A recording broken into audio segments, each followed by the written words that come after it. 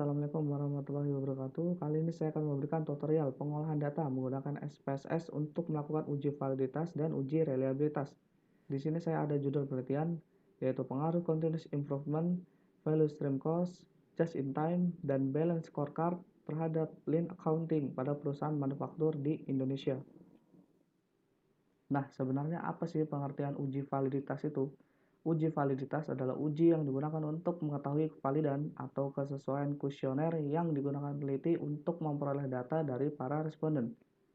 Butir pernyataan ini dianggap valid apabila nilai R hitung lebih besar dari R tabel. Nah, untuk mencari R tabel bisa digunakan rumus sebagai berikut, yaitu DF atau degree of freedom sama dengan N dikurangi K, di mana N adalah banyak responden, K yaitu banyaknya variabel, bebas dan terikat. Di sini saya menggunakan responden 100 dan dikurangi variabel 2 sama dengan 98. Kemudian ada taraf signifikansi sama dengan 5% atau bisa juga 0,05.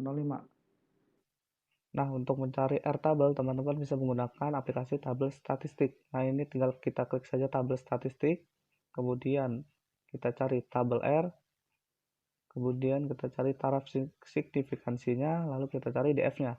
Rumus DF yaitu N dikurang K. DF saya yaitu 98. Nah, ini dia saya sudah menemukannya yaitu 0,1966 yang nanti akan saya bulatkan menjadi 0,197. Nah, setelah dilakukan perhitungan ternyata nilai R tabel sama dengan 0,1966 atau dibulatkan menjadi 0,197. Nah, selanjutnya apa sih uji reliabilitas itu? Uji reliabilitas adalah uji yang digunakan untuk mengetahui tingkat konsistensi kuesioner yang digunakan peneliti dalam menghasilkan data walaupun kuesioner digunakan kembali dalam waktu yang berbeda dengan responden yang berbeda. Apabila nilai Cronbach's alpha lebih besar dari R hitung, maka data tersebut dianggap reliable. Nah, di sini saya ada butir pernyataan dari lead accounting mulai dari LA1 sampai dengan LA8. Mulai dari responden R01 sampai dengan R100. Kemudian ada X1 yaitu butir pernyataan continuous improvement. Selanjutnya ada butir pernyataan value stream cost.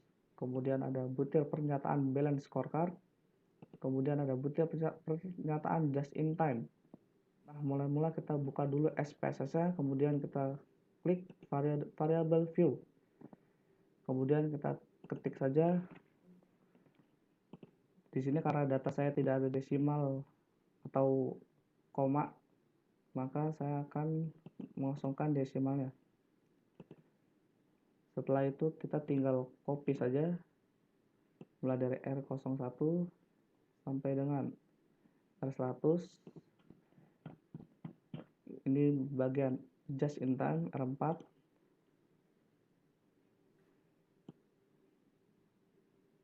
Kemudian kita paste saja. Nah, setelah semua beres, maka kita tinggal klik saja analyze. Kemudian kita klik scale. Kemudian reliability analysis.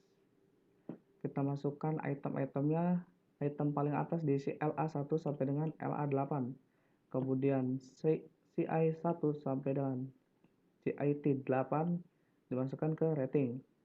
Kemudian klik statistik, maka akan muncul kotak reliability analysis statistik. Kita centang scale if item delete, kemudian centang correlation, kemudian klik continue, kemudian kita klik OK.